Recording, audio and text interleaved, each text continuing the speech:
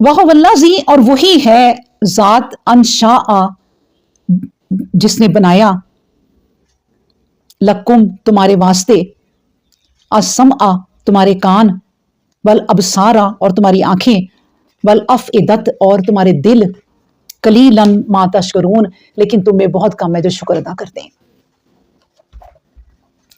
अब देखिए, आ जाएं आप इस आयत के जरिए किस तरफ, इंसान की तख्लीक की तरफ।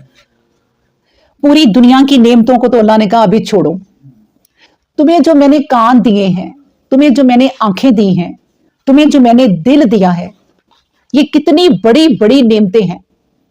लेकिन बहुत सारे लोग हैं, ज्यादा लोग हैं, कलीलन बहुत कम लोग हैं जो मां तशकरून, जो शुक्र करते हैं अल्लाह का। अब इन नेमतों के लिए भी क्या आ गया कि ये जो इंसान के पार्ट ऑफ बॉडी है ना, इनके लिए भी शुक्र अदा करें। अब देखें, एक हदीस है, नबी करीम सल्लल्लाहु अलैहि वसल्लम ने फरमाया कि जो अशराक की नमाज है ना, अशराक की नमाज कौन सी होती है? फौरन, और उसके बाद एक नमाज आती है चाश्त की नमाज। चाश्त की नमाज जब सूरज निकले तब पढ़नी होती है।